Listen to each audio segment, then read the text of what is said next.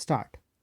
Now, I would like to say that with this measure we are now adopting, to my mind, it will not be possible to have this system or any other system functioning effectively. The number of clauses that we have included are so restrictive and rigid that it will not be possible for any system to function in this country. If at all it is able to function, it will be able to function with a lot of difficulties. It will be said afterwards that the industrial sector, particularly the private sector, has not been able to deliver the goods. I would like to warn the government that if anything happens in the future in which industrial production or production in the private sector has not gone up, it would be not possible of any lack of efforts on the part of the private sector, but because of the measure that we are now adopting. I have mentioned several times how this particular bill is very restrictive and how it will hamper the normal growth of companies in this country.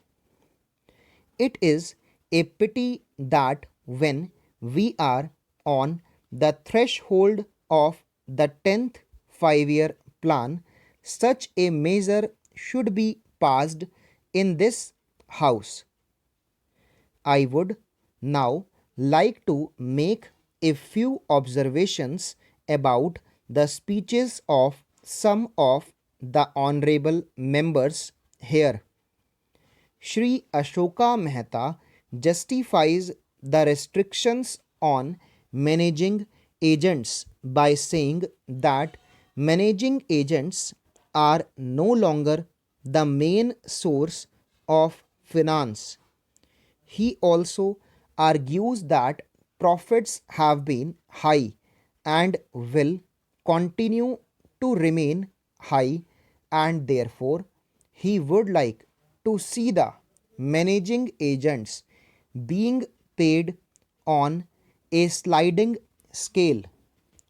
He is in the habit of referring to a number of books and making quotations from a number of them published in America or in other countries, and particularly by some of the professors.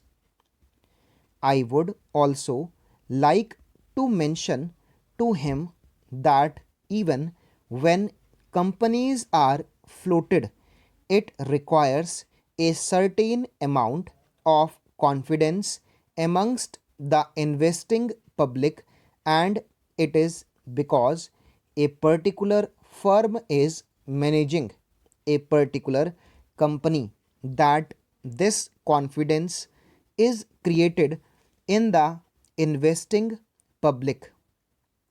Even there, as the Honorable Finance Minister has said, there is a sort of overall tight control. New banks and insurance companies are not floated nowadays. What you have are the few banks which are existing and the few insurance companies that are existing. The other point is that the credit worthiness of the managing agency firm does count to a certain extent in getting credit from the banks and other financial institutions. Yesterday, it was mentioned by my honorable friend that the crux of the problem is the question of payment of remuneration to a particular managing agency system. He said that in this bill, a definite encouragement has been given to the alternative type of management, namely the managing director or the manager, where an individual has been permitted to take 5%, while in the case of the managing agency, it has been permitted to take about 10%. I would like to point out to him that it is not merely the question of remuneration which will decide the alternative type of management. The remuneration is not a very important thing unless and until you allow a certain amount of flexibility for any system to function. It will not be possible to evolve any other system to take the place of the managing agency system. In spite of so many shackles, you may find that those few business houses which are carrying on now may have to carry on the present basis. You may not find many new people coming in the field. Several times it has been mentioned in this house why the business community has not prescribed for itself a code of conduct. In this connection, I would like to point out that a degree or diploma is essential for the professional, and in case of violation of the code, sanction should be provided by it to prevent a person from practicing the profession. Today, even Ashoka Mehta and Shri C.C. Shah can set up a grocery shop and become businessmen. Nobody lays down any condition for starting business, and nobody can prevent others from continuing it. But I would like to point out that with regard to the code of conduct, there is a certain amount of ethics, and there are certain standards and traditions on which business houses function.